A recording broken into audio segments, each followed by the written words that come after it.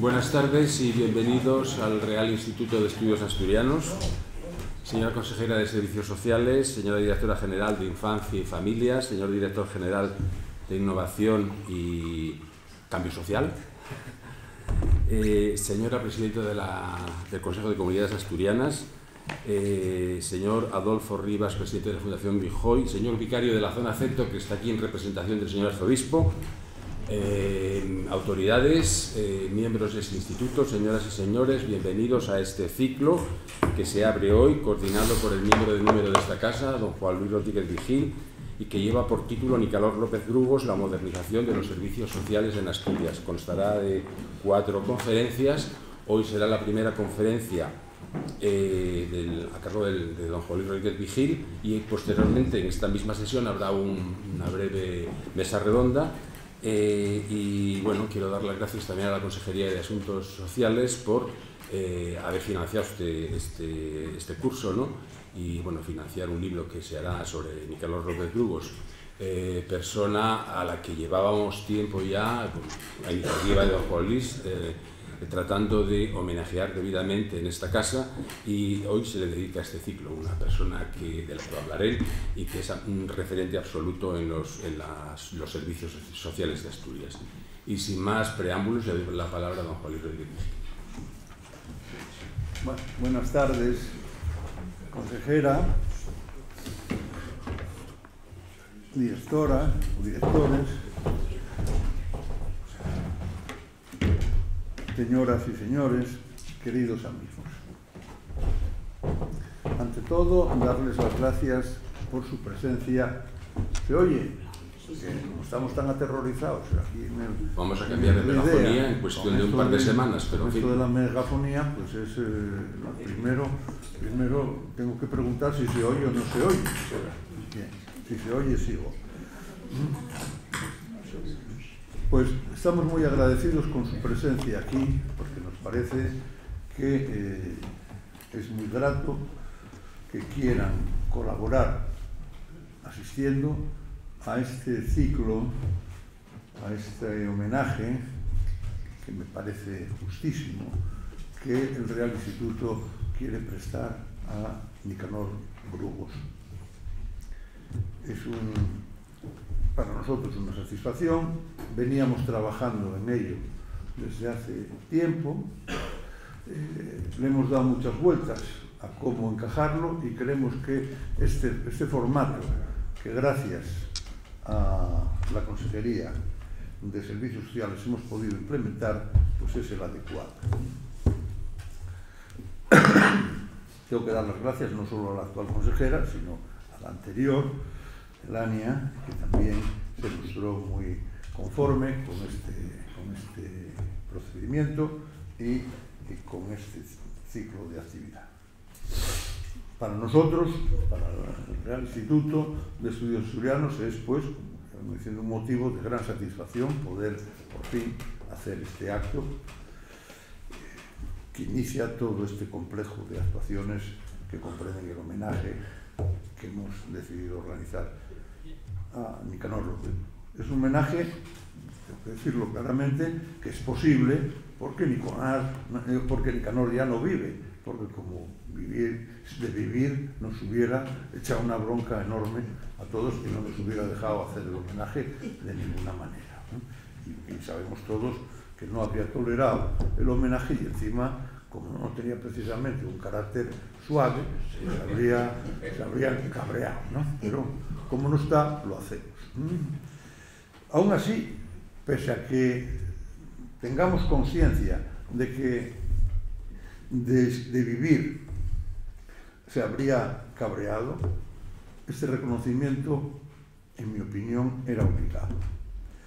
Y en este sentido, con todo lo complejo que puede ser, la Comisión Cuarta del Instituto propuso su realización ya hace ahora casi año y medio, y desde ese año y medio venimos trabajando en ello. Muchas razones han impedido que se pudiera realizar antes, pero bueno, por fin, esto está en marcha. En el RIDEA hemos sido muy conscientes de la compleja, de la poliédrica personalidad de Nicanor Brugos, y de los distintos papeles que representó en la vida. Distintos papeles partiendo siempre de un núcleo central que hay que dejar siempre sentado.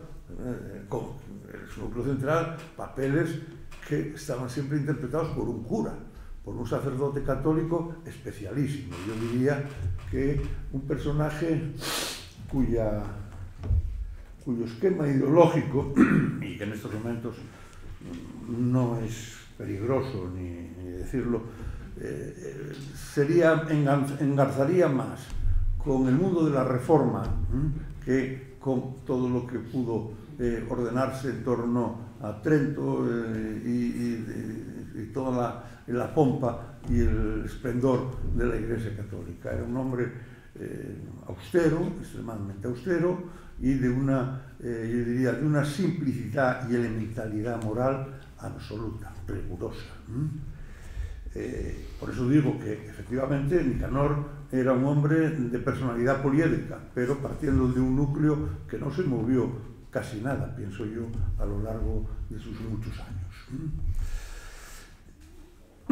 Pero partiendo de esta realidad, hemos intentado adaptar este homenaje a la parte que creíamos que nos correspondía contar como centro asturianista laico. Esto es, su labor como ciudadano ejemplar, creativo, solidario, motor de actividades y organizaciones que han sido y son fundamentales para el bienestar de muy amplias capas de la sociedad asturiana en general. Capas formadas por los más débiles y más vulnerables de los asturianos ante los embates de la vida. Esto es, como lo que merecía ser objeto de homenaje, un sujeto verdaderamente progresista, por supuesto, considerando ese término de forma en absoluto asimilable al actual uso perverso y ambiguo que algunos ahora le dan. También hemos pensado que el homenaje no debería consistir en celebrar simplemente una efeméride, por importante que fuera, sino que debería tener un contenido adecuado a lo que Nicanor Brugos dedicó gran parte de su vida cívica, la modernización y la implementación de servicios esenciales de carácter social y, en su caso, sociosanitario, especialmente orientados a la atención de personas que por una u otra razón se vieron inmersas bien en el terrible mundo de la drogodependencia o que en los últimos momentos de su vida precisaron de cariño y atención cuando eran abierta y brutalmente rechazados por todos como consecuencia de la epidemia de SIDA que, claro, muchos de ustedes ahora no recordarán, pero que en su momento causó problemas espantosos a las personas que, por lo que fuera, en un determinado momento de su vida ya no tenían tratamiento posible más que el de esperar una muerte con dignidad. Y, de verdad, la sociedad asturiana de aquel tiempo no les otorgaba esa posibilidad. Y Nicanor fue uno de los que realmente articuló las fórmulas que permitieron que estas personas, que eran rechazadas incluso en los servicios públicos, donde ni enfermeras, ni médicos querían, ni auxiliares, por supuesto, querían ni tocarlos. Y realmente, bueno, se llegó a un acuerdo, a una salida, gracias, entre otras, porque a la orquesta que dirigía Nicanor López Brugos. Y también a la utilización de un campo, como fue en el mundo de la sordera, los medios que estaban mal aprovechados, tirados, inmobiliariamente valiosos, pero asistencialmente muy malos, en la Fundación Binjoy de los años 70, 80, aquel caserón enorme situado en las proximidades de la ciudad sanitaria de Nuestra Señora de Covadonga. Bueno, y de todo eso, en gran medida, gracias a su esfuerzo, ha permitido en Asturias un cambio radical, ejemplar y seguramente único en España, y de hecho esa obra que hoy está ahí, la Fundación Binjoy, sirve de guía a muchos para intentar hacer algo similar en calidad a lo que aquí se hace.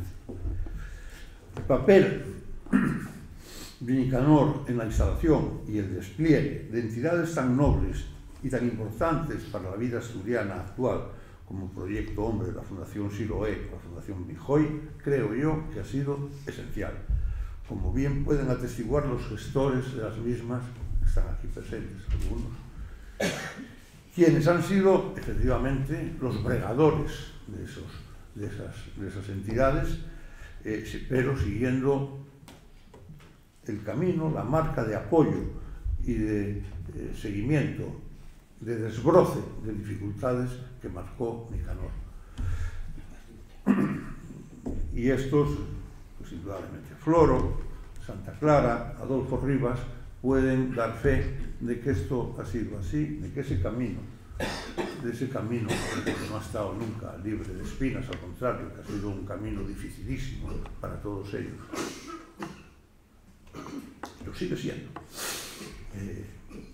Ha sido posible en gran medida porque alguien a modo de leñador en una selva, cogió el hacho, cogió el machete y desbrozó las rutas por las cuales se pudo transitar hasta llegar a la situación que fue. Yo he sido testigo bastante directo de cómo se hicieron las cosas y puedo decir que sin la personalidad de Nicanor, sin su constancia, sin su incluso dureza, sin su moverse tan inteligentemente en ámbitos que eran inaccesibles para otros muchos, pues no hubiera salido nada de lo que realmente hoy son realizaciones que benefician a miles, miles y miles de ciudadanos de Asturias.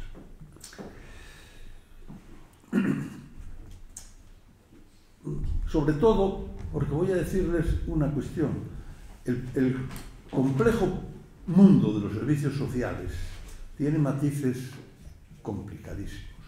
No se asimila a ninguna administración pública, digamos, normalizada. Es un mundo que tiene, en realidad, muy poca unidad de acción, porque se refiere a mundos muy distintos, desde los mundos de la infancia hasta los mundos de las minusvalías, los mundos ancianos, son mundos totalmente diferentes unos de otros y por tanto la unidad de actuación es imposible. ¿Qué es lo que define esta pasión de Nicanor? Pues es centrarse en una cuestión esencial.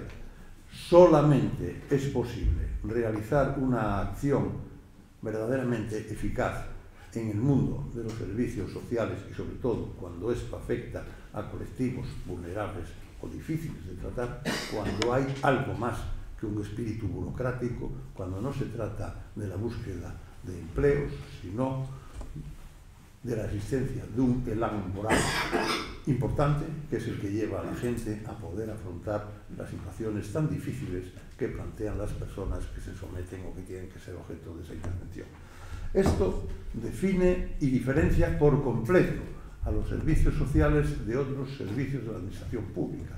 Por eso hay veces cuando uno oye, no, queremos dar a esto la misma unidad conceptual, el mismo sistema de administración y tal, de la sanidad pública, porque nos parecemos, no sabéis de nada de lo que decís, no tiene nada que ver esto con la sanidad pública, son servicios, y son servicios en los cuales, en una gran parte de los cuales, si no existe un impulso moral potente, nada se puede hacer. Yo tengo que decir sinceramente, porque uno ya es viejo, y partiendo además de que yo no soy una persona creyente, ni lo sigo, creo yo, desde los 13 años, lo que sí he podido ver es que en ese elan moral no han abundado las personas que se sitúan al margen del espíritu religioso. Eso será una cosa curiosa y habría que analizar el porqué, pero eso es una realidad que hay que reflexionar. Es decir, la moral solidaria, la moral que lleva a exigir de uno mismo un plus adicional que le permite trabajar en condiciones difíciles y con gentes muy difíciles, no lo he visto yo más allá, más que en personas que de alguna manera tienen motivaciones, digamos, ultraterrenales. Pero bueno, y en este campo Nicanor López Brujo se movía bien porque era un mundo que él conocía. No me cabe la menor duda también que quizá por esa razón el arzobispo Merchán, pues de alguna manera le solicitó que motivara, activara o incentivara todas las relaciones que pudieran tener relación entre sectores más o menos de la Iglesia, formales o informales, más o menos integrados o más o menos alejados, pero que tenían esa vinculación y, digamos, hiciera de ellos, no de su capa un sayo, pero sí algo que permitiera que esas gentes, esas organizaciones sirvieran de una manera eficaz a la sociedad independientemente de su condición religiosa. Bien. Este homenaje, perdón este inciso, pero creo que era necesario hacerlo. Por lo que sabemos, este homenaje no es único, afortunadamente. Hemos encargado, por supuesto, y de acuerdo con la consejería, que si no, no hubiera sido posible, hemos encargado la redacción de una biografía de Nicanor López Brugos, que nos parecía importante, porque al final es verdad que es conveniente que quede un librillo, un libro, no tiene por qué ser, ni va a ser un libro de gran densidad, ni erudito, sino simplemente una historia personal, pero que es conveniente que quede y que se adicione a las ponencias que aquí se van a desarrollar y, lógicamente, que el Real Instituto, como es una costumbre ya muy habitual, procurará editar. Y que ese libro está ya en marcha y lo está haciendo Javier Gómez Cuesta, que me pareció, a lo mejor, bueno, esto es una decisión exclusivamente mía, pero me pareció que era persona que por su vinculación con Nicanor en los años ya cuando eran jóvenes, tanto Nicanor y mucho más Javier, pues tenían ya conocimiento y luego pues a través de las relaciones que pudieron establecer en la residencia de sacerdotes o de tal, allí en Gijón, pues podía llegar a tener, digamos, conocimiento puntual de temas que a mí se me escapan y que desconozco, como pueden ser los relativos a la infancia o a la educación, o al comienzo de los estudios eclesiásticos, en fin, todo ese mundo de formación de Nicanor López Brugo solamente es accesible a aquellas personas que tienen con él una vinculación. Yo creo que Javier Gómez Cuesta tiene ese conocimiento. Afortunadamente, algunos parientes de Nicanor López Brugos están todavía con vida y son accesibles, por lo menos a la persona de Javier Gómez Cuesta. Me imagino, yo estoy seguro, que vamos a tener esa información y es bueno que se conozca como tal, ¿no?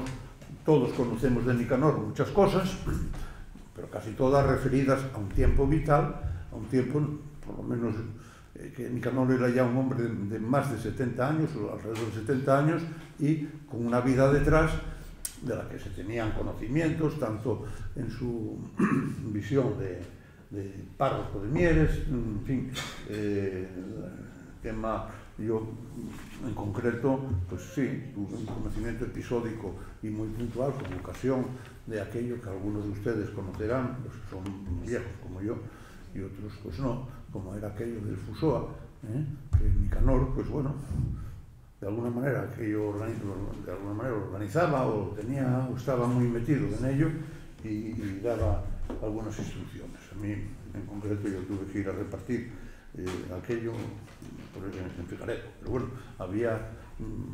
era una pieza clave de toda esta historia. Bien. También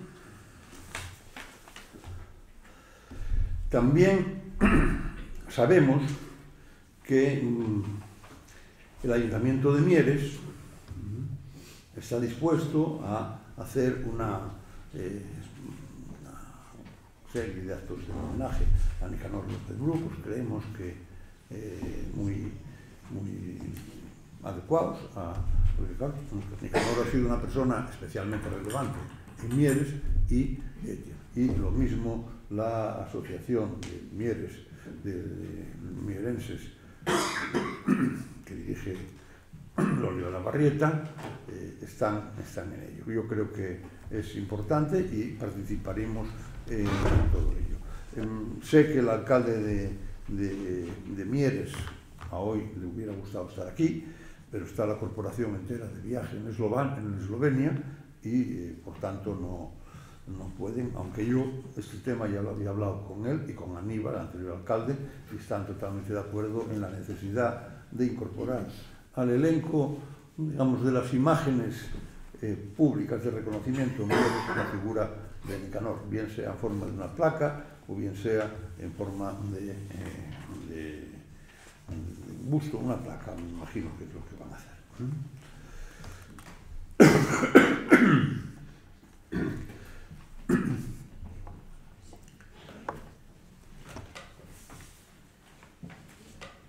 La inmensa mayoría de los humanos, y luego hablaremos en este coloquio que haremos después sobre los servicios sociales, bueno, somos el olvido que seremos. Es verdad, el libro este de Héctor Abad Facioline, sobre su padre, pues bueno, está muy acertadamente titulado, porque es verdad que eso es lo que nos pasará a la inmensa mayoría. Seremos el olvido. Pero en este mundo tan complejo, que está lleno de tantas vidas imposibles de recordar, si la realidad es que para los más, una vez que nos morimos, el destino nos coloca necesariamente evocados al olvido, y que de ese olvido únicamente se salvan unos pocos en cada generación, algunos para mal, para que su memoria sea execrada y quede señalada como repugnante y siniestra. Sin embargo, existen otros casos raros o muy raros en cada generación de personas que merecen que perviva su recuerdo con cariño y con respeto, e incluso que su figura se convierta en paradigma social. Y este es el caso, pienso yo, de Nicanor Burgos. En momentos como los que vivimos actualmente, cuando tantas cosas se ensucian con fakes, populismos, mentiras y artificiosidades, hacen falta ejemplos significativos y dignos de imitación de personas generosas, creativas, inteligentes, con amplitud de miras, libertad de pensamiento, independencia moral, ausencia de sectarismo absoluta, pero que sean capaces de hacer cosas importantes en favor de los demás, en muy distintos ámbitos de la vida, por lo que la memoria de estas personas, en mi opinión, que son siempre contadas, muy contadas, no debe perderse ni alterarse bajo ningún concepto. Yo a lo largo de mi vida he conocido pocas, la verdad, pero una de ellas es Nicanor, y creo que esta debe ser recordada.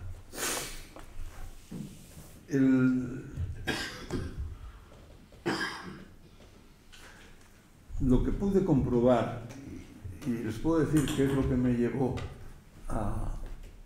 hablando con algunos más, a intentar montar las bases de este homenaje, fue comprobar que en un acto que tenía lugar, en una convocación de una de las efemérides que afectan a estos servicios, los que me he dicho antes, había gente que participaba, que trabajaba allí, que tenía eso, que no sabían quién era Nicanor López Burgos.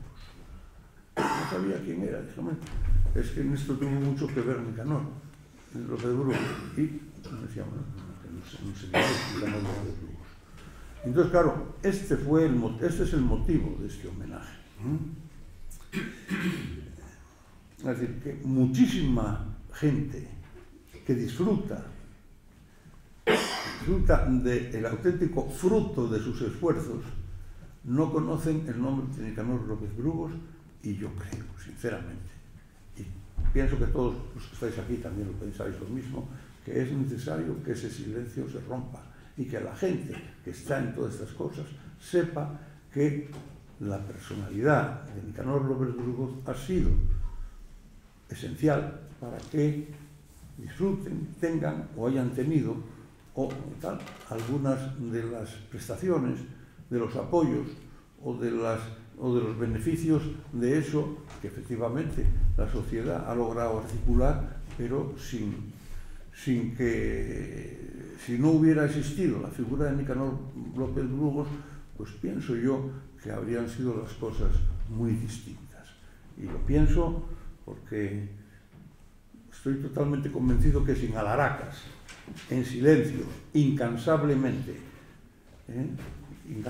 les voy a decir una cosa, voy a hacer una pequeña recuerdos, ¿no? Cuando aquel caserón de la que había subiendo para el Cristo, claro, era todo lo que tenía de patrimonio la Fundación Benjoy. Era un muy importante patrimonio si el Ayuntamiento de Oviedo lo calificaba adecuadamente en términos urbanísticos y sobre aquello se podía edificar de manera adecuada. Porque la Caja de Ahorros de Asturias, que era el otro patrono, bueno, estaba dispuesto a poner una cantidad y salirse ya de aquello, porque realmente en una visión que llegó a tener la Caja de Ahorros, lo que quería era quitarse de las, digamos, organizaciones asistenciales y darlas de lado. Bueno, conseguir la recalificación de esos terrenos, yo recuerdo, en fin, un alcalde, no voy a decir sus nombres, que se escandalizaban y que decía que se quería especular y que se quería hacer tal, y yo le tuve que mandar a la mierda, así, en términos reales, que eres imbécil. ¿Y qué especulación cabe en esto? Cuando aquí de lo que se trata es precisamente de arreglar la vida y de más tarde, lógicamente, si estos terrenos valen X, valdrán X, pero no es para que se los reembolse nadie. Aquí no se va a quedar nadie con un duro, la especulación sería para enriquecer a alguien. Esto es necesario para, con los terrenos que hemos cedido nosotros, que lo cedió el Principado, en la zona del Cristo, el Naranco, se pueda construir algo y se movió todo eso. Luego Nicanor tuvo el acierto enorme, en este caso, de buscar la persona de Adolfo como gestor de ello y, lógicamente, a partir de ahí, entre otras cosas, porque evidentemente el esfuerzo de Adolfo es impagable, ha salido lo que ha salido. Pero, es decir, el esfuerzo primero de tener que andar por el ayuntamiento, por tal, desvelando estupideces, dando incluso patadas en el trasero a gente absurda que desconoce qué son las cosas, que utiliza términos como, por ejemplo, especular, cuando especular, lógicamente, será para que alguien se enriquezca, especule, no para que un servicio público a los ciudadanos se mejore, ¿no? Pero bueno, digo, esto era el esfuerzo de Nicanor, continuo, sin parar nunca, cabreándose casi siempre, y viniendo a los sitios a hacer las cosas, ¿no? Bueno, por eso, que no se conozca su nombre en muchos servicios, yo creo que es una obligación que todos tenemos que romper. Y dentro de este homenaje regional, que me parece de cierta justicia, creo que además hay un factor. Es homenaje a Nicanor Brugos, pero es un homenaje que supone un enriquecimiento moral para todos aquellos que de alguna manera participen, lo extiendan y lo lleven a la ciudadanía. Una ciudadanía que, en mi opinión, está muy necesitada de ejemplos como el de Nicanor, y más en este tiempo en que, bueno, las cosas no son muy adecuadas y el ejemplo moral a veces no se ve o no es fácil de visualizar, ¿no?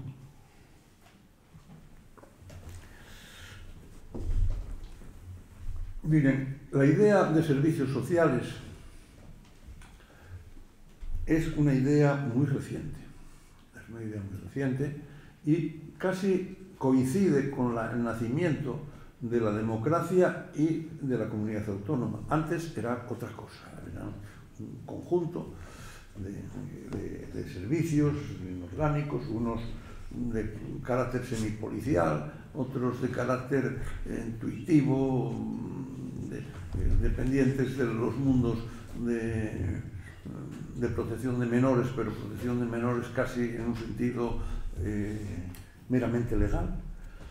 Y claro, hoy esto todo es una verdadera revolución. Piensen en fenómenos como este de los menas que se ha visto últimamente. Pues son imposibles de prever y de encajar si no hacemos una reflexión muy seria sobre qué significa y qué se puede hacer, qué servicios sociales. Tanto más son complejos en estos momentos de analizar, cuanto que el buenismo que impregna casi todo impide un análisis a fondo, riguroso de la problemática que en cada caso cabe. Es decir, aquí, pues, por ejemplo, por poner el caso el caso reciente, pero fíjense y extrapólenlo a otras áreas de los servicios sociales. Aquí todo el mundo nos ha parecido muy bien que vengan todos los que quieran, más o menos si son menores. Ahora el Estado español se hará cargo de ellos y bueno, hemos montado los centros estos de llamados menas. ¿Sí? Iban a tener una educación, una oportunidad vital mejor, supuestamente, que la que tendrían en su país, y entonces, bueno, se les acoge y tal. ¿Tenemos esa posibilidad? Yo estoy convencido de que no. Pero nadie en España se ha decidido a pensar, ¿estamos formando jóvenes en serio o estamos formando delincuentes? ¿Tenemos capacidad para formar todo esto? Esta es a lo mejor la tenemos, pero yo creo que son temas que tenemos que reflexionar muy en serio. Tenemos que reflexionar muy, muy en serio, porque si no, no encajaremos en fórmulas adecuadas. Y lo mismo digo en relación con otros criterios.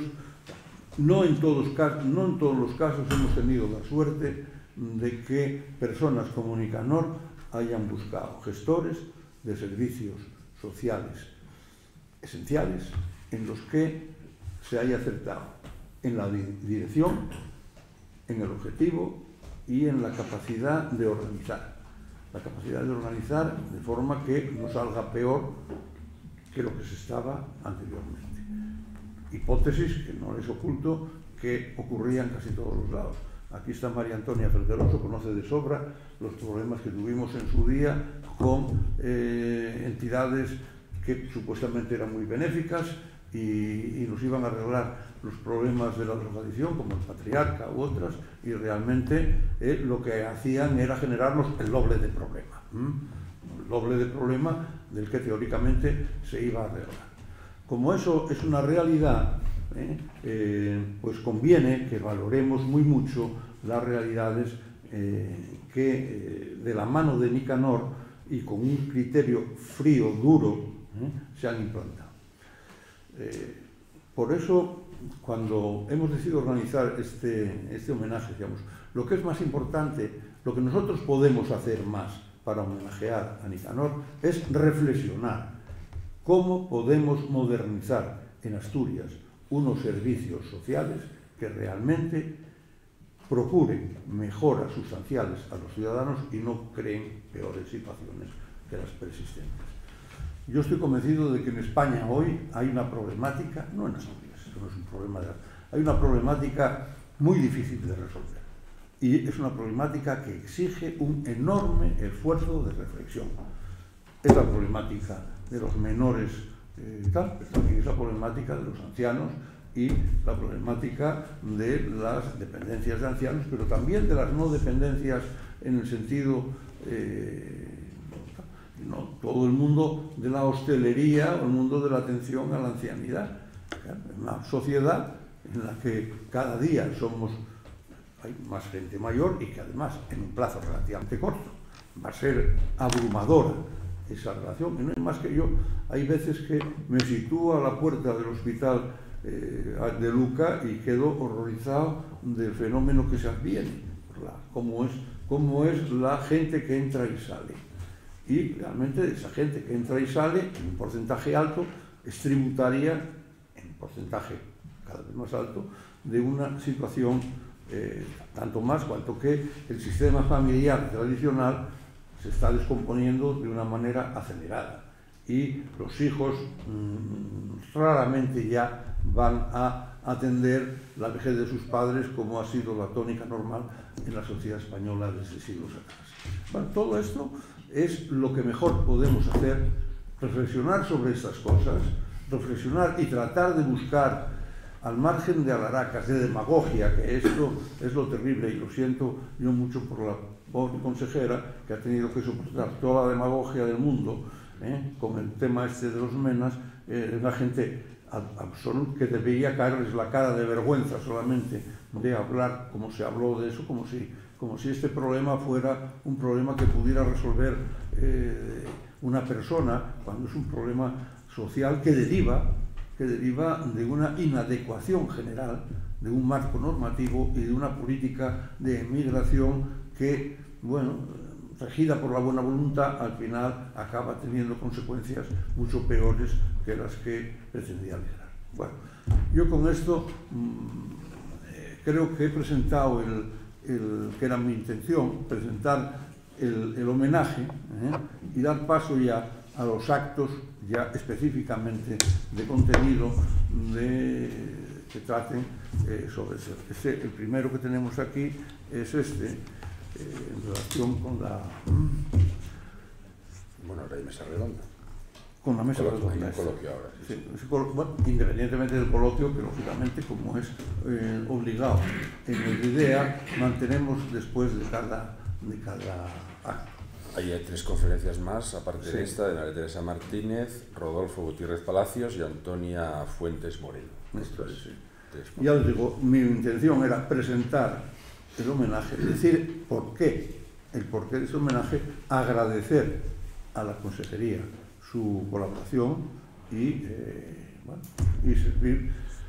señalarles que nuestra intención es que los debates y las cuestiones que se traten aquí en los próximos días pues sean productivas y que den juego para lo que es el interés de todos, que es la mejora de unos servicios públicos que me parecen esenciales para la población, quizá con el tiempo mucho más esenciales de lo que la gente cree y de cómo se les valora en la política.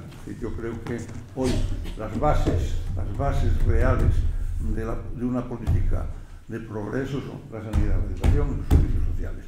Y todo lo demás, muy bien, pero me parece janga.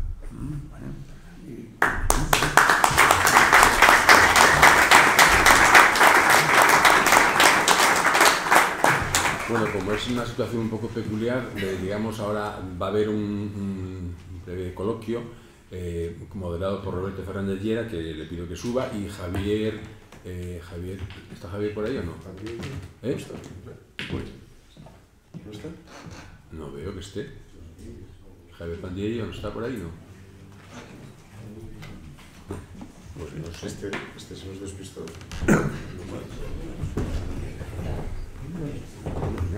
Si no está. No era lo previsto.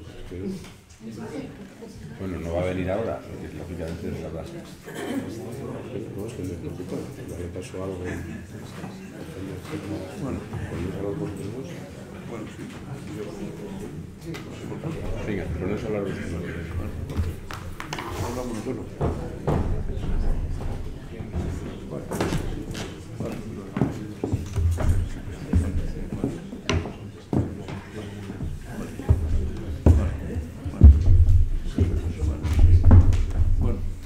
Bueno, pues entonces primero abrimos, independientemente de lo que hagamos después, si llega Javier y si no, intentaremos realizar el debate de una manera distinta a la prevista.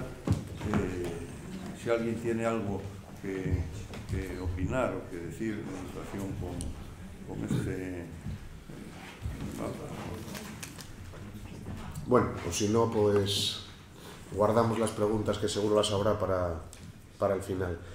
Bueno, yo lo primero que quiero decir, bueno, por supuesto, buenas tardes. Muchísimas gracias, director, porque si subir aquí siempre es un placer y un honor. Hacerlo en un ciclo de estas características lo es aún más. Teniendo en cuenta que estamos homenajeando a una de las personas más importantes de la historia reciente de Asturias, creo no exagerar, y Juan Luis lo ha dicho, también, por desgracia, una de las más desconocidas en determinados ámbitos. Esperemos que modestamente este ciclo pues, contribuya a que ese desconocimiento sea menor, a ese olvido que seremos, o como decía también Paco Ignacio Taibo, el padre, parar las aguas del olvido, en este caso sobre la figura de don Nicanor. Bueno, había previsto un coloquio, en fin, no sé qué ha pasado con Javier Suárez Pandillo, espero que no sea nada grave, pero bueno, en todo caso vamos a continuar con lo previsto. Y yo, como moderador, tenía pensado plantar aquí alguna pregunta que en realidad es el hilo conductor de lo que ya Juan Luis nos introducía, ¿no? En primer lugar, ¿cuál es el papel hoy de los servicios sociales, entendidos en abstracto y en concreto? Es decir, como pilar del estado del bienestar junto a las pensiones, aunque de esto hoy no hablaremos, junto a la sanidad, junto a la educación, están los servicios sociales. ¿Qué papel juegan en la estructura de nuestro Estado descentralizado? Esto es muy importante. ¿Qué papel juega el Estado como administración central, coordinadora? ¿Qué papel juegan, por supuesto, las comunidades autónomas? ¿Y qué papel también, no lo olvidemos, las entidades locales? Y por último, también qué papel juega todo el entramado social, el tercer sector, que es fundamental en este ámbito del que estamos hablando. No en vano, don Nicanor fue un pionero en esta materia, ¿no? Entonces, Juan Luis, empiezas por donde quieras. Es decir, ¿cuál es el papel hoy de los servicios sociales? ¿Qué papel juega la comunidad autónoma? ¿Qué papel debe jugar el Estado, las entidades locales? Tienes la palabra cuando quieras. Sí. Bueno, yo entiendo que el papel de los servicios sociales es clave en una sociedad como la nuestra, en la que el proceso de desigualdad es creciente y por muchísimas razones. Los servicios sociales son un factor de igualdad, pero son también un factor de solidaridad y también son un factor de equilibrio de la sociedad. Claro, es un área en el que efectivamente las distintas administraciones juegan un papel importante. Yo creo que esencialmente lo juegan las comunidades autónomas y los ayuntamientos. El papel del Estado, de la administración central, debería ser un papel de potencia normativa, que yo creo que no tiene, que ha declinado, de potencia normativa y de visualización y de reflexión sobre los problemas centrales, generales del país. A mí me parece que se han montado muchas estructuras en torno a temas excesivamente ideológicos y este papel de coordinador central de alguna manera se ha dejado de lado y no se ve que haya una reflexión que tenga traslación a las normas dentro del aparato estatal español. Pero tampoco, o sea, el papel esencial, ayuntamientos, comunidad autónoma. Y claro, ahí es muy importante entrar en el juego de corresponsabilidad y, como los ayuntamientos, lógicamente, corresponsabilidad financiera de la administración autonómica y de la estatal, porque los ayuntamientos, aunque cada vez es verdad que los ayuntamientos tienen muchos recursos, los ayuntamientos son muy distintos. Y todos sabemos que un ayuntamiento grande poco tiene que ver con uno pequeño. El ayuntamiento pequeño no es una entidad fiscal y dinero no tiene nada. Es decir, y la prestación de servicios es prácticamente irrisoria o imposible. Entonces, aquí hay todo un juego de complejidad que la comunidad autónoma tiene que intentar solventar, puesto que es verdad que los ayuntamientos pequeños no van a desaparecer. Y como no van a desaparecer, lo único que se puede hacer es buscar las fórmulas que permitan que los ayuntamientos sirvan para algo en esta materia. Y eso exige un esfuerzo enorme por parte de la comunidad autónoma. Claro, todo esto conlleva una cuestión muy compleja, y es que cómo es y ese es el gran tema, cómo se hace la prestación de los servicios sociales. Eso, teniendo en cuenta que los servicios sociales son un mundo muy diverso, y que cada uno de ellos realmente tiene una forma de prestación distinta.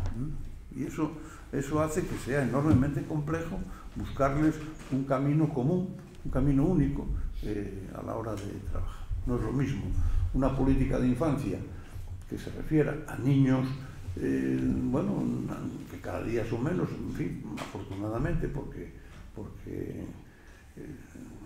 bueno, los niños desgraciadamente nacen pocos. Entonces, nacen pocos incluso niños con problemas o niños que pudieran asimilarse a los que en su día, pues, por ejemplo, fueron objeto de apoyo puesto en los hospicios, digo, o en los colegios que en su día existieron en todos los lados. Hoy es el otro mundo, pero sin embargo tenemos el mundo complejísimo y dificilísimo, que yo digo, no se me ocurre cómo se puede afrontar, de la inmigración infantil, que es un fenómeno nuevo y que tiene que tener nuevas formas de trabajo, que no puede ser simplemente traerlos como entran en Fuerteventura o en Canarias, ahí en tal zona.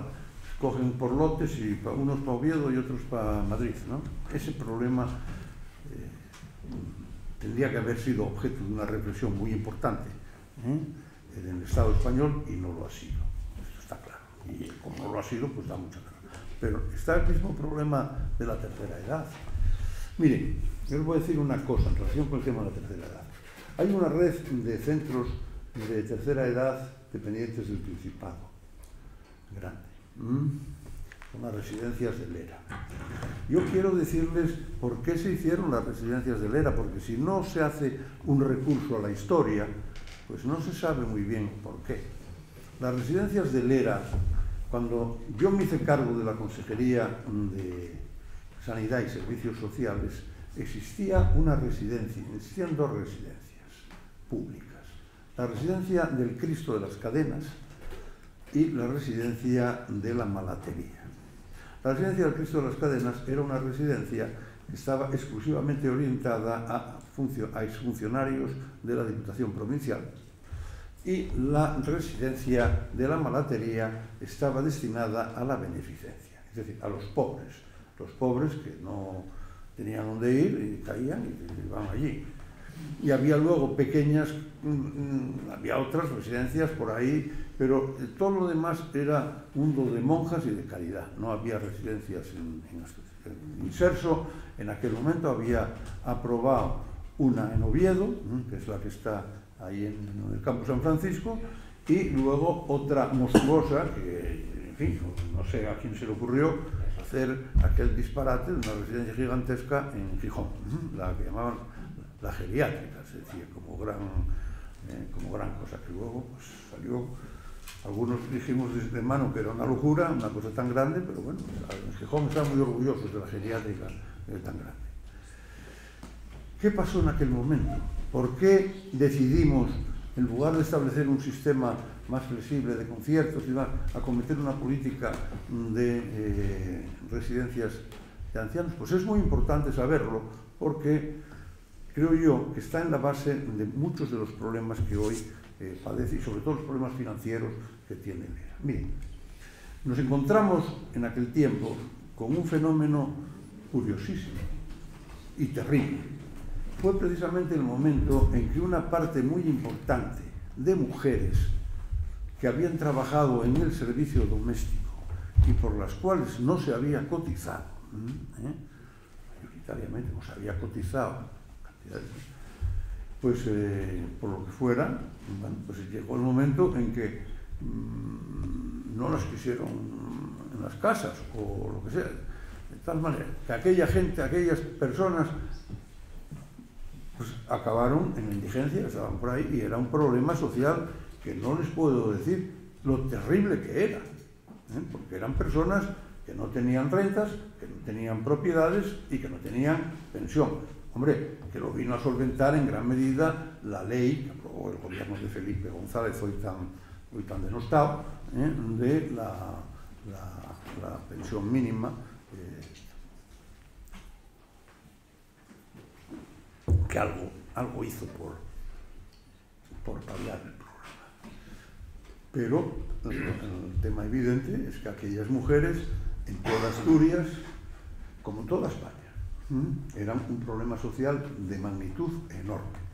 Y eso fue el motor principal que nos llevó a la construcción de residencias, por dos razones. Primero, porque había que colocar a estas personas en un sitio que pudiera ser asumible, digamos, todavía con los fondos que tenía la comunidad autónoma, digamos, dedicados a algo tan genérico como decir la beneficencia, que complementase las pensiones mínimas que ellas recibían, y luego, conscientes ya de que se estaba produciendo un fenómeno de generalización de la política de residencias privadas, establecer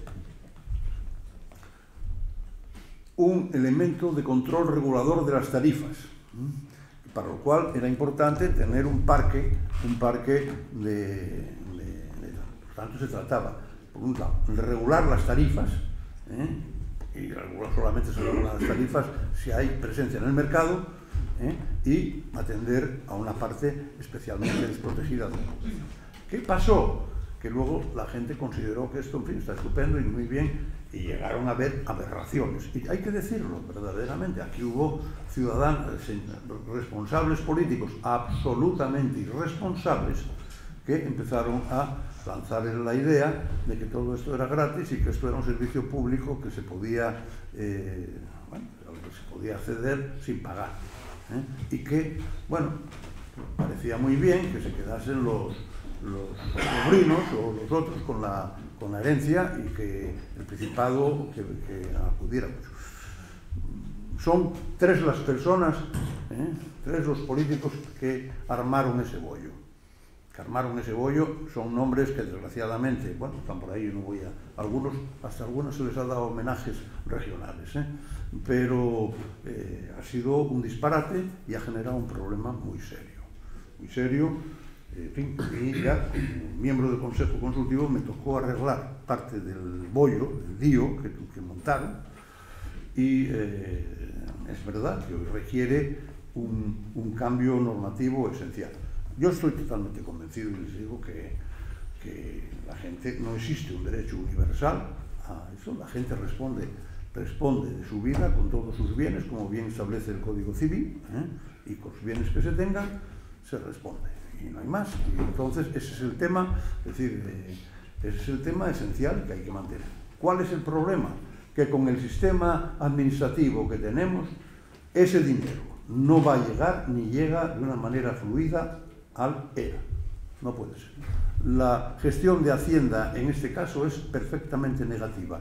Se sabe que todas las propiedades que de alguna manera acaban teóricamente en Hacienda, porque luego ni siquiera la reclaman, pues no fluye, ese dinero no fluye hacia ERA. Y esto requiere una modificación urgente, porque son cientos de millones de euros. Todo está en juego. Es uno de los temas que me parecen esenciales, porque no hablamos de 2 duros, hablamos de cientos de millones. Y este es un tema que está aquí el síndico mayor y que yo le señalo que es una de las tareas que la Sindicatura de Cuentas tiene que poner muy en serio. Son cientos de millones y tiene que tener arreglo.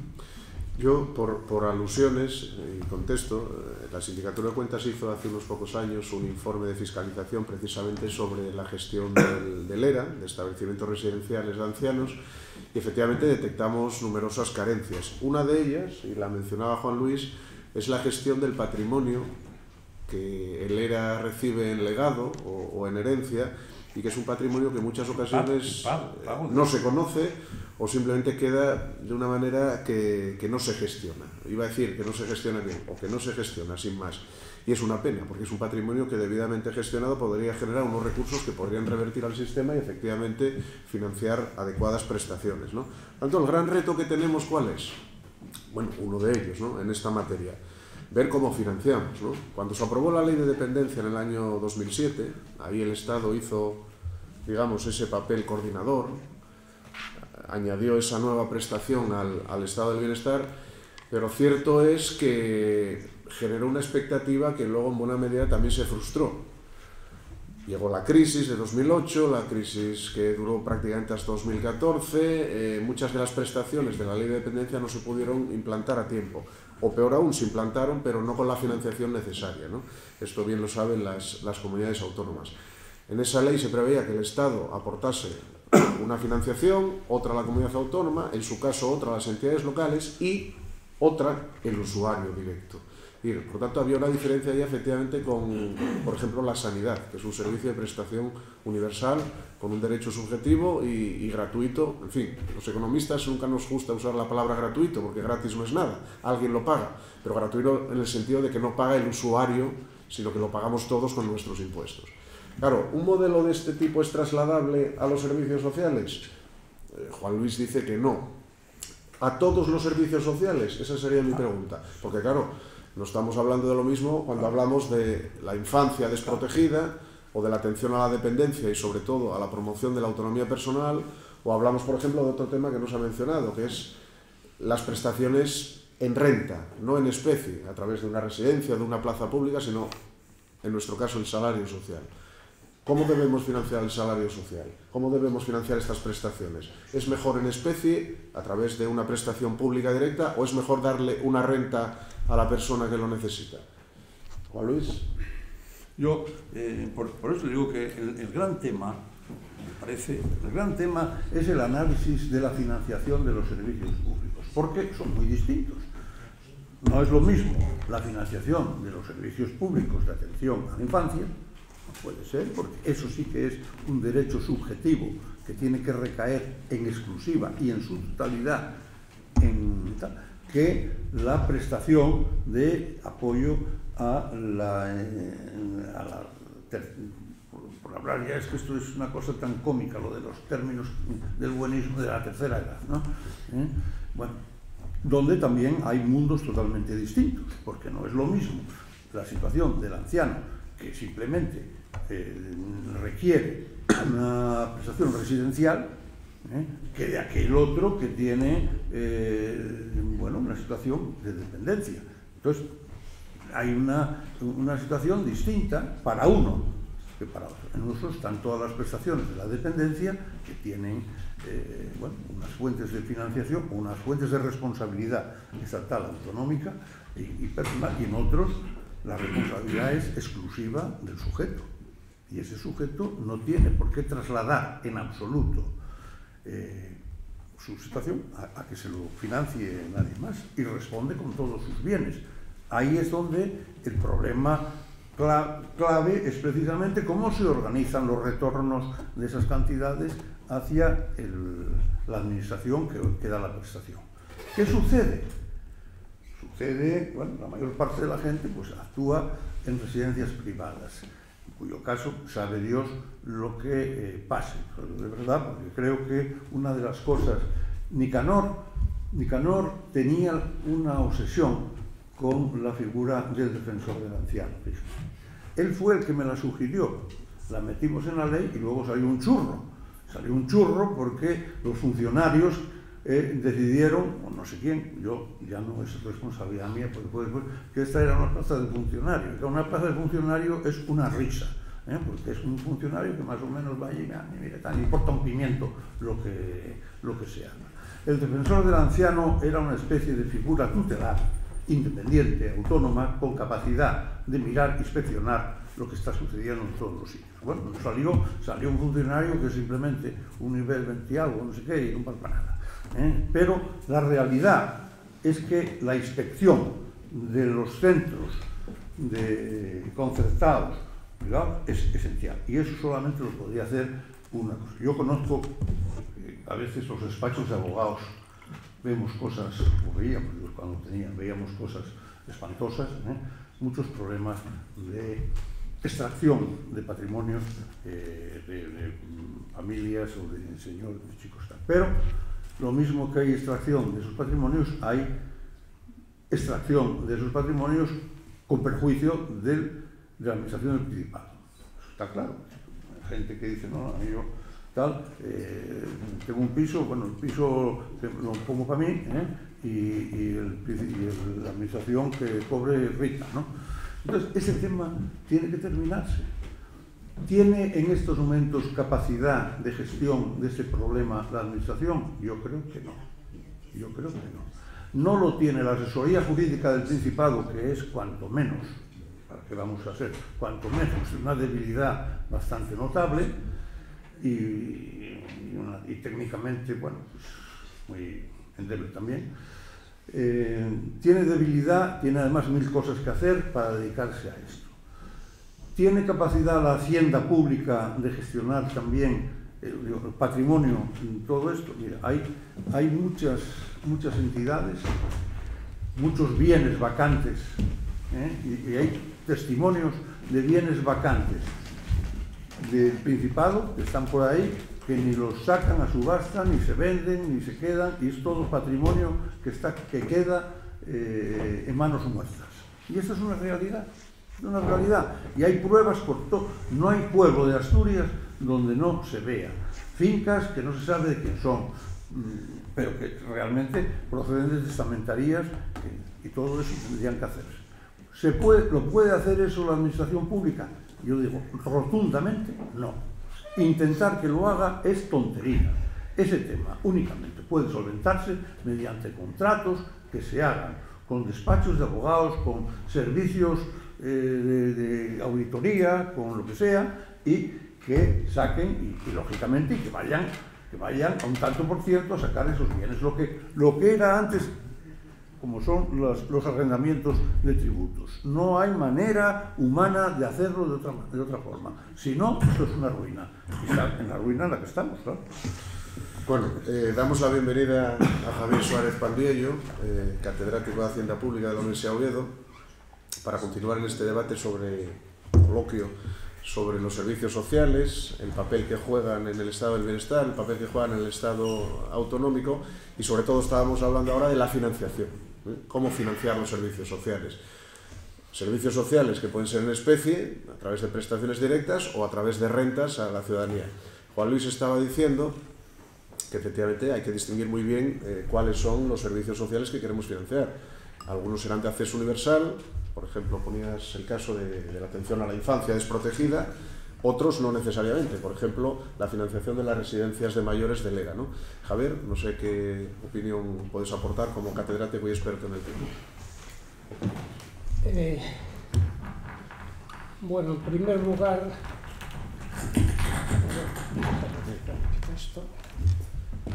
quiero disculparme con todos ustedes porque por alguna extraña razón que no se me alcanza, no tenía ni idea de que tenía que estar aquí hoy.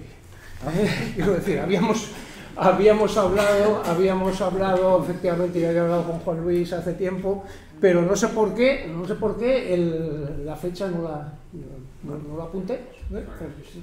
Y la verdad es que estaba por la calle tranquilamente cuando me han llamado, oye, que están esperando por ti. Y digo, ostras, pues lo siento en el alma, de verdad que lo siento en el alma, y siento llegar tarde, y siento, bueno, lamento la confusión, ¿no? Llegas a tiempo para polemizar, pero así bueno, que adelante. Pero en todo caso, vamos a ver. Financiación y servicios sociales. A ver, primer asunto importante, los servicios sociales son un nuevo pilar del estado del bienestar, un nuevo pilar. Siempre se ha dicho que el estado del bienestar tenía como grandes pilares pensiones, sanidad y educación. Hablamos de un nuevo pilar que es el tema de los servicios sociales. Vinculado a los servicios sociales está todo el tema del desarrollo de la dependencia. Rara especie en la cual, en este mundo polarizado que tenemos y que vivimos últimamente, se ha conseguido en su día la insólita situación en la que todo el mundo estaba de acuerdo, ¿no? Estuvo de acuerdo en plantear una ley de dependencia. Todo el mundo estuvo de acuerdo, no había ningún problema por ahí. Claro, ¿cuál es el problema? El problema está en cuando se generan expectativas importantes y luego a la hora de implementar esas expectativas pues tenemos problemas de financiación, y enlazamos con lo que veníamos, ¿no? con lo cual la gente que tiene unas expectativas pues empieza a ver defraudadas las expectativas y eso genera mucha frustración y genera serios problemas. Financiar servicios sociales no es ajeno a la financiación, al conjunto de la financiación autonómica. Simplemente, en la medida en que los servicios sociales están descentralizados, están en manos de las comunidades autónomas, pues las comunidades autónomas son las que tienen que priorizar, en principio, a qué dedicar sus recursos. Si quieren dedicar más a unas cosas o quieren dedicar más a otras. Por lo tanto, los problemas de financiación de servicios sociales no se pueden desvincular en absoluto de los problemas de financiación autonómica en general, ¿no? Y si tenemos problemas con un modelo de financiación autonómica como el que tenemos, que se está quedando, que se viene quedando desde hace tiempo, obsoleto en la medida en que el incremento en las responsabilidades de las comunidades autónomas no sigue el ritmo del ritmo de las necesidades de la administración central, pues ahí vamos a tener un problema siempre. En el caso concreto de los servicios sociales, formas de financiación, por decir así grandes rasgos, y luego polemizamos si queréis lo que queráis, que seguramente puede dar mucho juego de ello. Esto es como todo, esto es sota, caballo y rey. Aquí hay tres grandes opciones. Primero, que financie el usuario. Primero, se lo cargamos al usuario. Es una primera opción. Dice, usted va a ser el beneficiario del servicio, pues usted paga por el servicio. En general, los hacendistas decimos que cuando los servicios son divisibles, cuando los usuarios son perfectamente identificables y cuando el servicio no tiene un componente redistributivo claro, lo ideal es esto. Lo ideal es que pague el usuario. Es la manera que mejor se ajusta a las condiciones del mercado. ¿Qué pasa? Que los servicios sociales son divisibles, efectivamente, los usuarios son identificables, efectivamente, pero tienen un componente redistributivo muy claro y muy importante.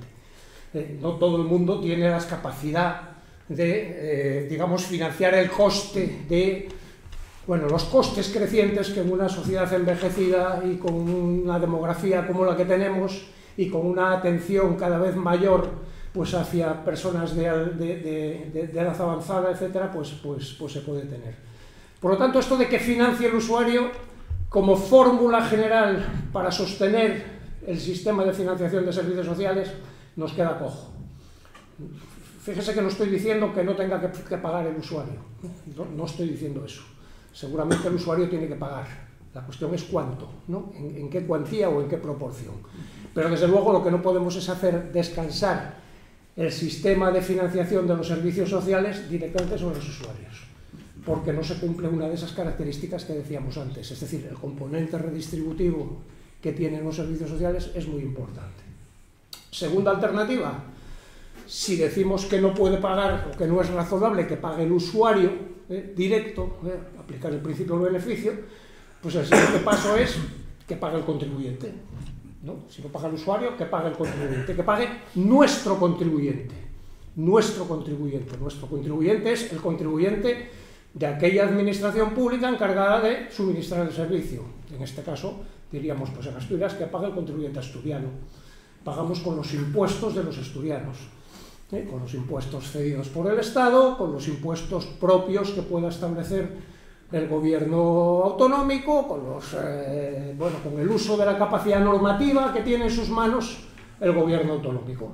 Sería una siguiente opción. Es decir, vamos a aplicar la solidaridad, no paga el usuario, paga el contribuyente y vamos a ser solidarios dentro de nuestro territorio, en este caso dentro de la comunidad.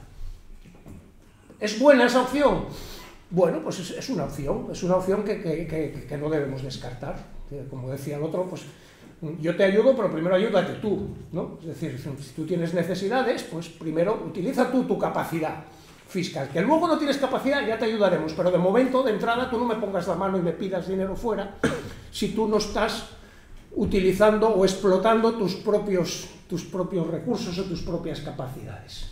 Esa sería la segunda situación, ¿no? Decimos, bueno, una parte la paga el usuario, decimos, otra parte la paga nuestro contribuyente. ¿Cuál es el problema aquí, una vez más? Pues que, claro, no todas las comunidades autónomas tienen la misma capacidad. Hay comunidades ricas y comunidades pobres, como todos sabemos. Hay comunidades que tienen una renta per cápita muy alta, que generan mucha actividad y que con tipos impositivos muy bajos pueden recaudar grandes cantidades de dinero. Y hay comunidades autónomas más pobres que para conseguir esas mismas cantidades de recursos o de dinero per cápita para asignar, en este caso, a la financiación de los servicios sociales, tendrían que hacer un esfuerzo fiscal mucho mayor, es decir, tendrían que poner tipos impositivos más altos para recaudar lo mismo. Esto de entrada no nos parece justo, puede no parecernos justo. La idea es que a igual esfuerzo fiscal, pues recibamos iguales prestaciones, ¿no? Por lo tanto, tendríamos la tercera alternativa, es decir, no paga el usuario, o no paga todo el usuario, no paga todo nuestro contribuyente, entonces, ¿quién paga esto que falta? Pues decimos, pues que paguen otros contribuyentes de otros territorios.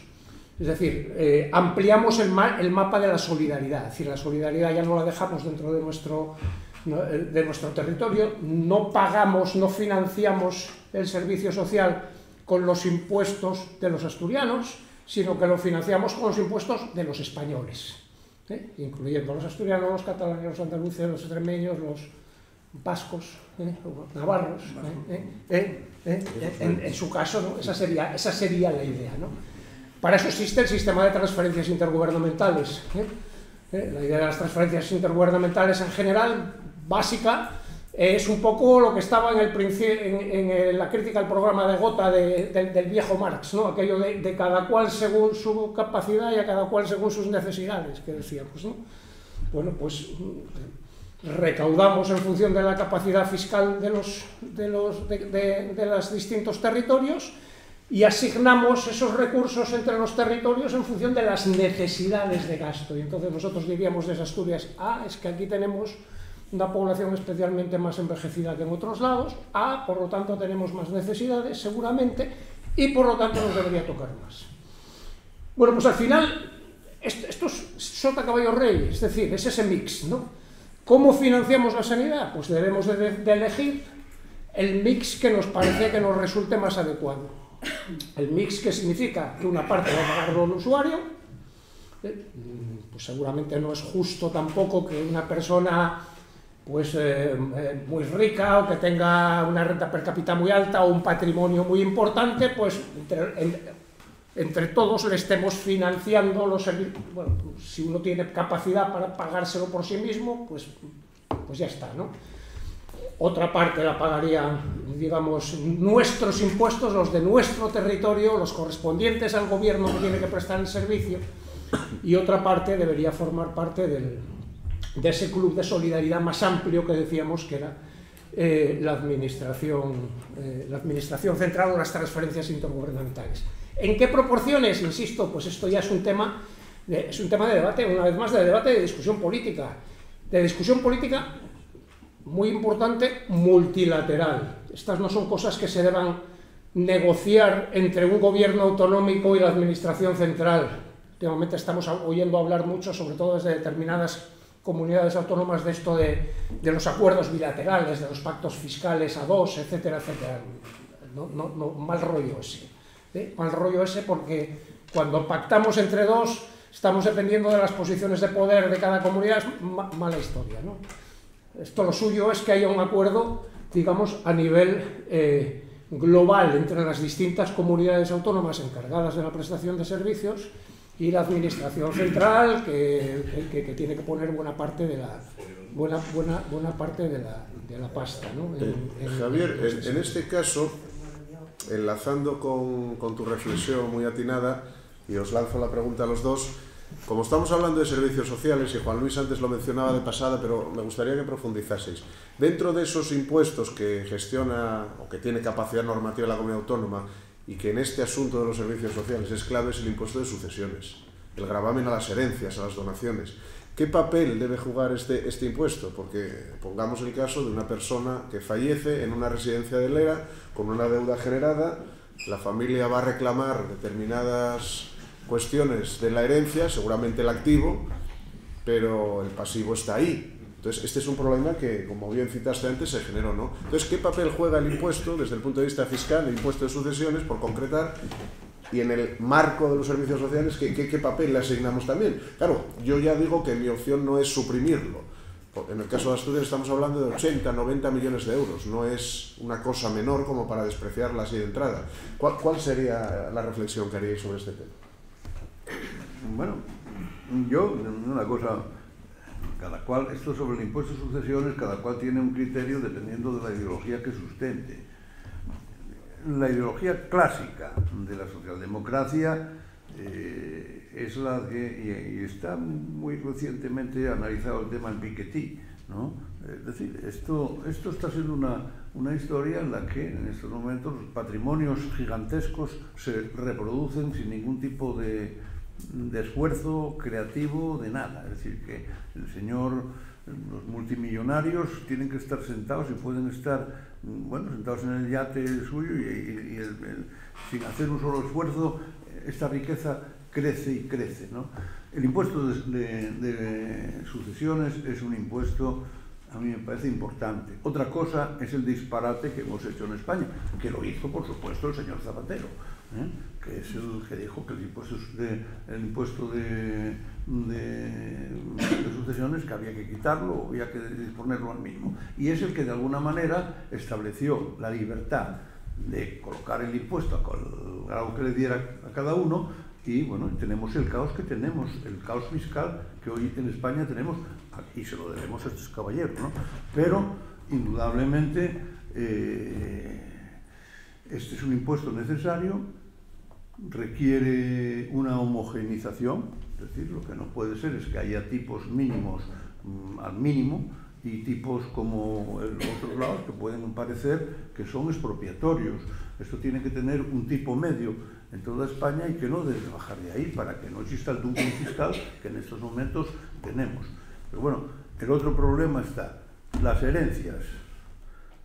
¿Tienes capacidad de gestión? Yo estoy totalmente convencido que las herencias, es decir, el impuesto, la herencia no deja de ser algo con lo que responde de las deudas contraídas. Y bueno, pues esa herencia tiene que ser gestionada por el ente acreedor, en este caso la administración gestora del servicio social, y esa herencia, claro, el gran problema es cómo se gestiona. Es decir, ¿tiene capacidad de gestión en estos momentos? Yo creo que no, y ese es el problema, y ahí se está perdiendo un chorro de dinero enorme que indudablemente contribuiría de una manera bastante eficaz a la financiación de los servicios sociales. Exacto. Javier.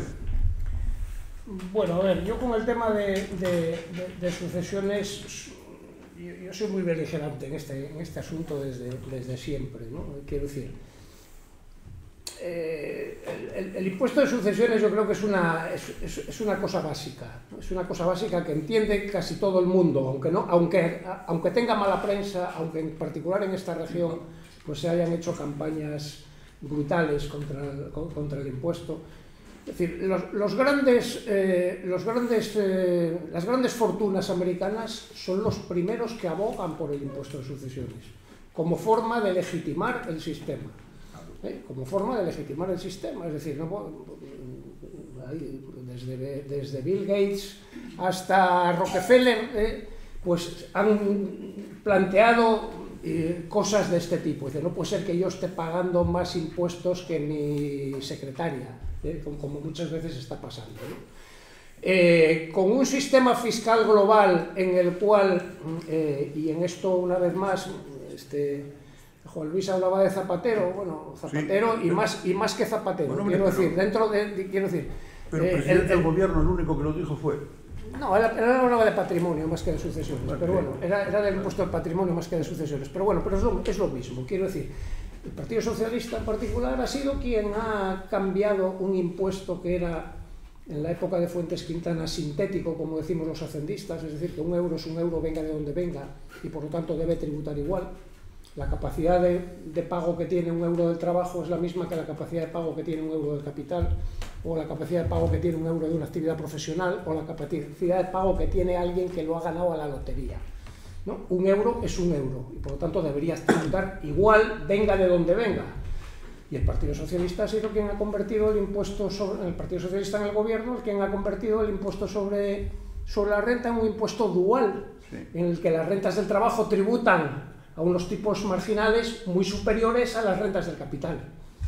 Eso es así, o sea, y hay que decirlo tal cual. Al final uno mira y ve que efectivamente las rentas del trabajo tributan más que las rentas del capital. Y en la medida en que las rentas del trabajo tributan más que las rentas del capital, debería haber alguna forma de corregir esto. Y la forma de corregir esto, digamos, en global, pues es a través de los impuestos patrimoniales. Una posibilidad es establecer un impuesto sobre propiedad, sobre el patrimonio, sobre grandes fortunas, impuesto que está en desuso en la mayor parte de los países y sobre el que, bueno, pues habría mucho que discutir, si es razonable, si no es razonable. Y otra es el impuesto de sucesiones, los impuestos sobre las herencias. Es decir, no, es que genera doble imposición porque ya pagó mi padre. No, olvídese usted, doble imposición no. El que paga el impuesto de sucesiones es el heredero. Mi madre se murió hace 2 meses, yo pago el impuesto de sucesiones. La renta de mi madre ya pagó su renta, pero lo que yo heredo, eso no tributó, a mí me viene caído del cielo. Entonces, ¿por qué razón un señor que hereda una determinada cantidad y por lo tanto incrementa su capacidad de pago en una determinada cuantía, no tiene que pagar, y en cambio el que gana esa misma cantidad o menos fruto de su trabajo sí tiene que tributar? Es bastante difícil de explicar esa historia, ¿no? Por lo tanto, la presencia del impuesto de sucesiones en los sistemas fiscales a mí me parece una cosa de sentido común y fundamental. Otra cosa es que, de la misma manera que dijimos que en un momento determinado se decidió cambiar el impuesto sobre la renta y sustituir un impuesto sintético en el que un euro era un euro, venga de donde venga, por un impuesto en el que se tributa más por unas rentas que por otras, porque los tipos marginales son diferentes, pues alguien decidió en un momento determinado que este impuesto era bueno para ser descentralizado a las comunidades autónomas.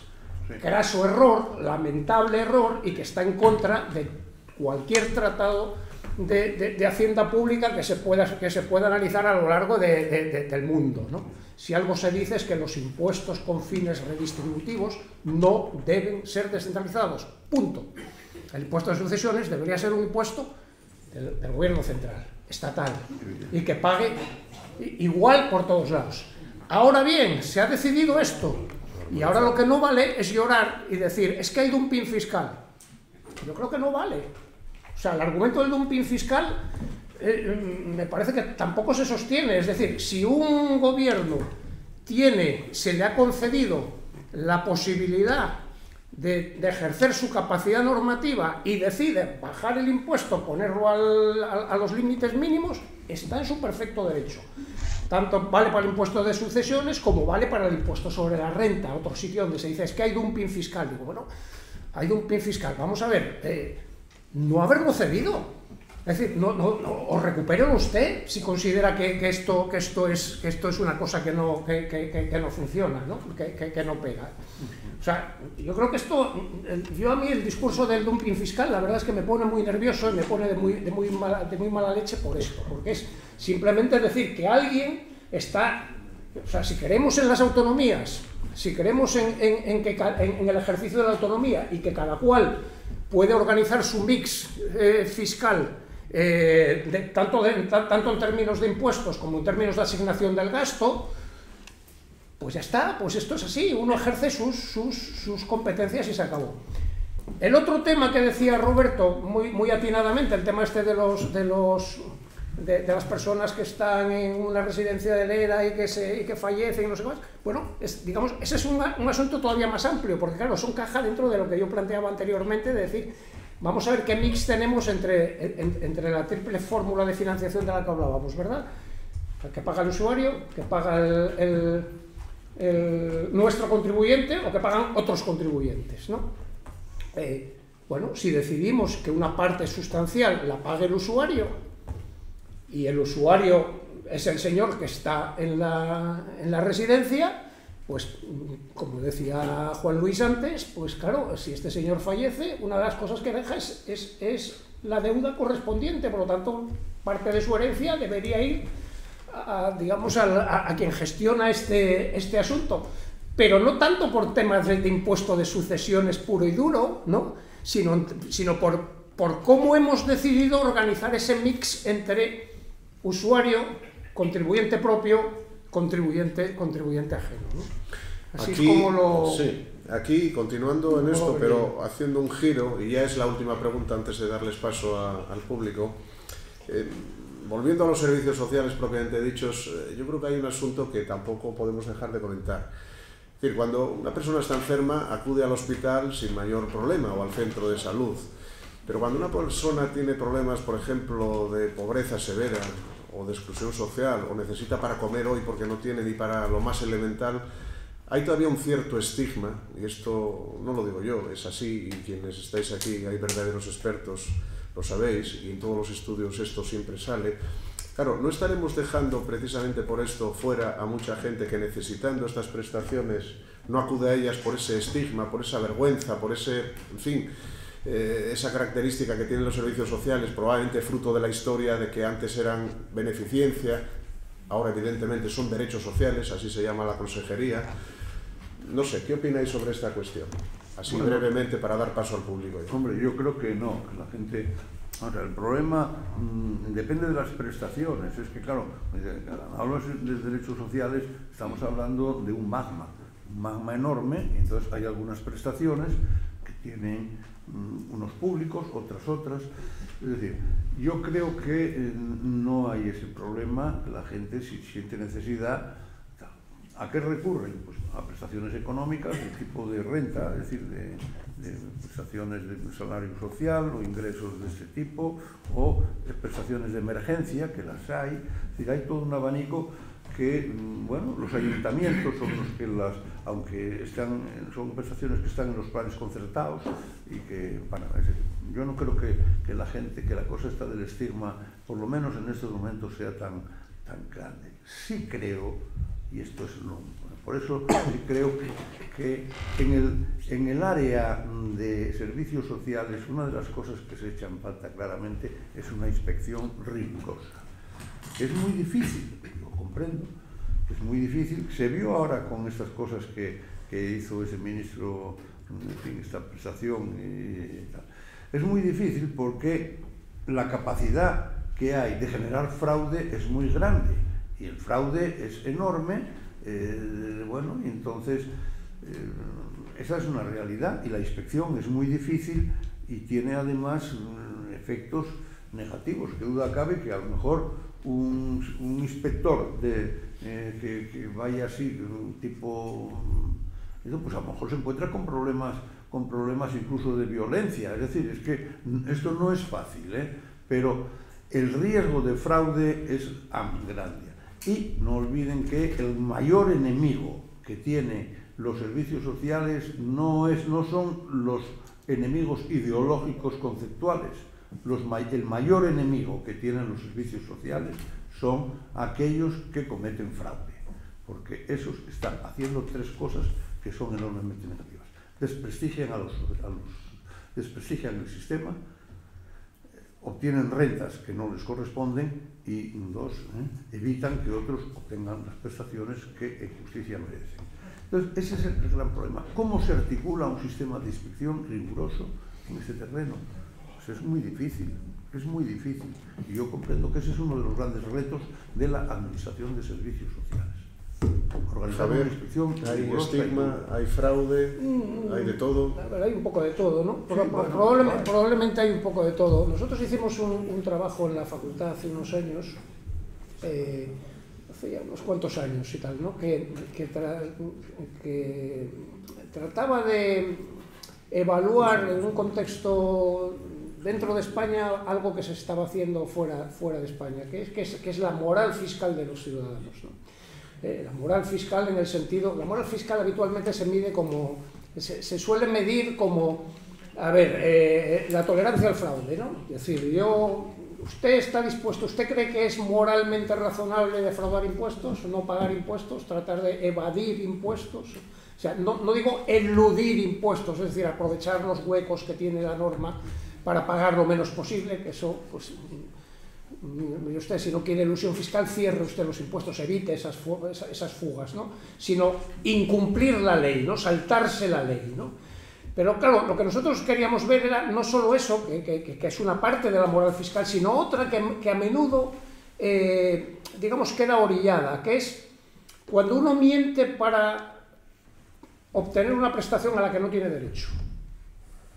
Es decir, que eso también es moral fiscal. O sea, una cosa es decir, mire, yo no pago lo que me toca, y otra cosa es yo me beneficio de lo que no me toca, ¿no? Y digo que no sé qué para tener la beca de no sé quién para mi hijo de no sé cuántos y tal, o para meter a mi padre en no sé qué residencia cuando no me corresponde, de acuerdo con mis parámetros, etcétera, etcétera, ¿no? Bueno, pues en el trabajo que nosotros hacíamos nos salía, no demasiado sorprendentemente para nosotros, ¿no? Que así como la gente le parecía muy mal decir que no pagar los impuestos, por supuesto, tú le preguntabas a alguien y dice, ¿a usted le parece moralmente razonable mentir para pagar menos impuestos? Oh, que va, por favor, no. En cambio el otro, el resultado era, bueno, hombre, un poquitín de picaresca para conseguir la prestación total, si no me la llevo yo, pues al final se va a perder, porque esto se gestiona de alguna manera y tal. Por lo tanto, es decir, un cierto problema de moral fiscal sí es verdad que nos salía a nosotros, vamos, en el trabajo que hicimos en su momento, va un poco en línea de lo que, de lo que decía. Voy a afirmar una cuestión. Imagínense una cosa. Juan Luis, para dar paso. Sí, pero nada más que termino un momentín en eso. En estos momentos, si sale uno ahí, se encuentra con gente pidiendo. Por ejemplo, estos senegaleses, los pobres que están con estas. Independientemente de que el sistema de permisos sea, bueno, yo creo que eso hay que cambiarlo, o mejorarlo, o darle otro tono. Lo que sí es cierto en estos momentos es que en el medio rural, por ejemplo, de Asturias, están cerrando, y de manera acelerada, explotaciones rentables. No digo explotaciones pequeñas, explotaciones supermecanizadas, de 200, 180, 170 vacas, y están cerrando en una media, con una cadencia pues de una al mes, o dos, o más. Explotaciones las más rentables, y todos tendrían necesidad de tener empleos, todos podrían contratar, y todas estas que cierran tendrían deseos de contratar. Muchas de ellas cierran, a mí me lo dijo todavía hace días una de las dueñas de una explotación de 220 cabezas con robot de ordeño, con todo perfectamente mecanizado, me dijo, mira, cierro porque no puedo trabajar sábados, domingos, días festivos de los 365 días del año sin tener nadie que ayude. Y lo he intentado por todos los medios, pero cuando busco, me dicen, no, o me paga usted en negro, o yo no trabajo. Y o me paga usted en negro y yo no trabajo, ¿por qué? Porque estoy percibiendo una serie de subsidios, que si quiere usted que trabajo, yo los complemento con dinero B. Y este tema es algo tremendo porque está ocurriendo de manera sistemática en todo el medio rural asturiano, y me imagino que en todo el medio rural español, lo cual me lleva a decir que aquí hace falta una inspección seria, porque no puede ser esto, porque realmente se ha convertido en una práctica común, porque no es un fenómeno individual, sino que es una cosa que está sucediendo día a día a la vista y paciencia de todo el mundo. No solo esto, una cooperativa forestal, también lo dije, no puedo acudir a obras, no puedo contratar. Es decir, aquí hay un problema muy gordo en esto, que es el exceso. Las ayudas van por caminos que tal. ¿Hay control suficiente a la hora de otorgarlas? Y sobre todo, ¿hay control suficiente a la hora de seguir ese tipo de cosas? Hay una inspección, y eso yo creo que no la hay, o si la hay es muy difícil que funcione, Entonces, claro, ese es un problema enorme de cara a la eficiencia y a la eficacia. Por eso te digo que la Administración de Servicios Sociales, a la hora de hablar de la financiación, dice, bueno, sí, pero hay que hablar de la financiación, de la organización, para que esa financiación sea efectiva. Efectivamente, yo no puedo estar más de acuerdo en eso. Vamos a abrir brevemente, y cuando digo brevemente me refiero sobre todo a la formulación muy escueta de las preguntas por parte de ustedes y también brevedad en las respuestas, porque si no nos van a cerrar ya prácticamente la sala. Claro, los temas son inabarcables, pero les agradecería esa brevedad. Tienen ustedes la palabra.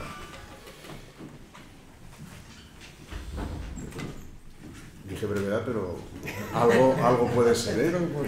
No hace falta ser ausencia de preguntas. Adelante, señora. Las listas de espera en la dependencia creo que son muy elevadas. Horribles.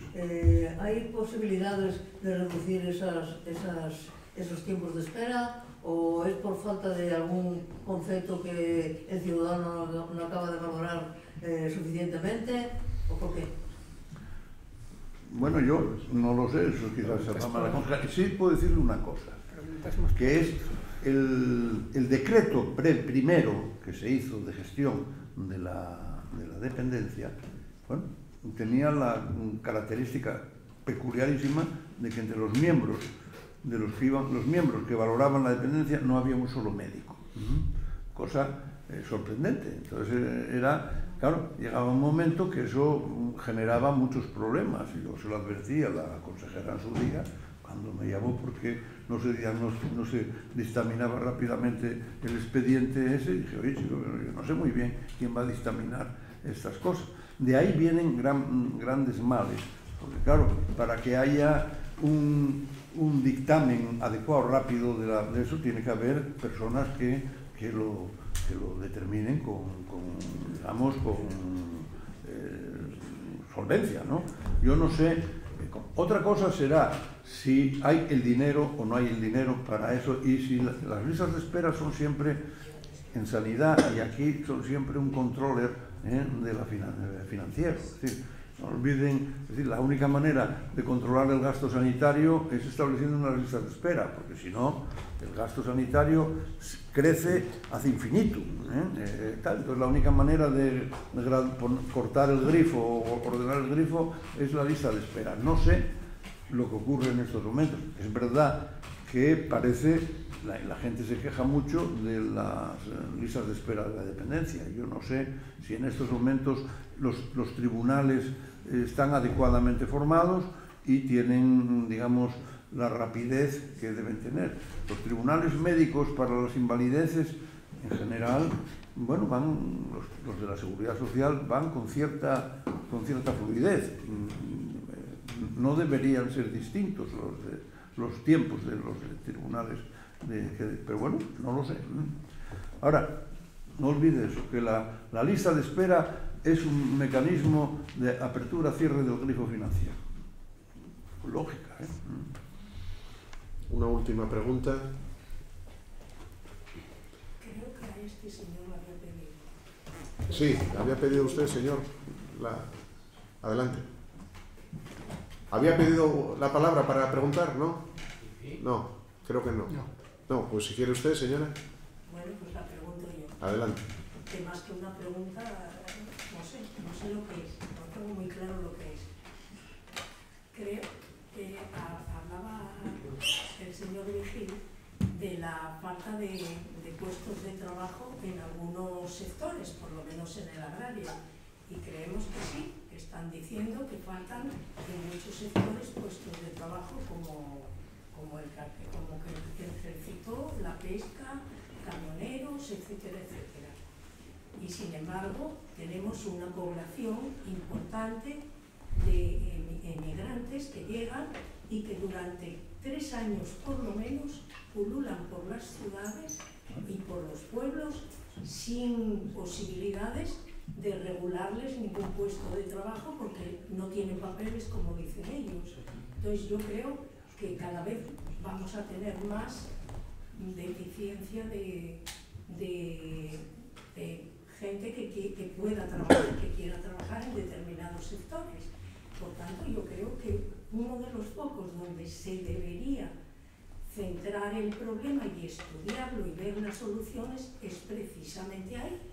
Intentar que se regule el tema de los emigrantes para que puedan acceder y además canalizarlos hacia sectores que son deficientes. Sí, tienes toda la razón, pero este es un problema nacional y que requiere normativa nacional y que requiere un acuerdo. Es decir, si seguimos con el asunto, el leitmotiv, es decir, cada vez que se habla de la inmigración, lo único es tirarse los trastos a la cabeza, tú eres un fascista, tú eres el otro, tú eres un no sé qué, pues no se va a arreglar nada. El problema está en que estamos en un contexto, el europeo, de una imagen de riqueza dentro del mundo, que lleva a la gente a venir. Entonces vienen y resulta que la única oferta que se hace los buenistas es el que vengan, pero que se estén tirados por ahí por la calle. Los otros que los echen, que no hay manera humana de echarlos, porque no. Entonces esto exige una normativa adecuada al tema y probablemente una cosa que tengo que decir, en el franquismo se hacía, aquí estamos, la gente que iba a Bélgica o Alemania a trabajar iba con contrato de trabajo. El Instituto Nacional de Inmigración, primero tal, y en relación con los servicios de migración de los países correspondientes, y el que iba de aquí, salía de aquí de Mieres, llegaba a Bélgica y tenía trabajo en Charleroi, donde sea. O sea, yo, la verdad sea dicha, que sea más eficaz el sistema del franquismo que lo de ahora ya me parece irritante, ¿no? Entonces, hombre, empecemos a poner seriamente qué se hace con esta inmigración. Lo que no puede ser es, que vengan, que pase lo de los niños menores. Claro, cogen unas lanchas de estas, los pateras, que yo estuve en la desembocadura del río Senegal, y efectivamente allí se pueden montar todos los críos que les dé la gana, entran y por el simple hecho llegan al tamar y ya viene el buque salvavidas español, lógicamente, porque hay que tener humanidad y no vas a dejar a un barco con críos por ahí que se ahoguen o lo que sea. Y bueno, bien, los desembarcas en el puerto de la Estaca del Hierro o tal. Y al día siguiente, sin encomendarte ni a Dios, ni al diablo, ni nada, coges, a ver, ¿cuántos guajes pequeños llegaron? Llegaron 200, bueno, 50 para Oviedo, 25 para Madrid, el otro y tal. Y no hay más previsión.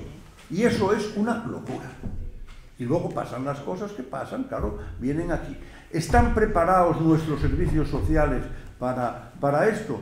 Claro, caen en un sitio pues unas niñas de 13 o 15 años, 12 y tal, procedentes de una cultura que nos es totalmente ajena, que es totalmente ajena al mundo cultural en el que se mueven nuestros empleados públicos y tal. Y entonces, bueno, vienen y o los metes cerrados allí o salen a la calle y en la calle hacen lo que les da la real gana y es imposible de controlar, y esto lo que exige es un marco legal adecuado y, desde luego, saber que si tienen esas criaturas aquí, tienen que tener un orden. Y lo que no puede ser es esto del barullo. Vamos a ser buenos. Como somos buenos y somos progres, que vengan todos los que les dé la real gana. Y luego no sabemos qué hacer con ellos. Y luego andan tirados por todos los sitios de España. Y al final, lo que hemos hecho son escuelas de delincuentes. Que es lo que todo el mundo dice, de que claro, se queja la gente, es que los asaltan, por ejemplo, asaltan los chavales de 16 años, asaltan a la gente, los pinchan. Hombre, hay que tener orden, Vale. Bueno, vamos a terminar aquí.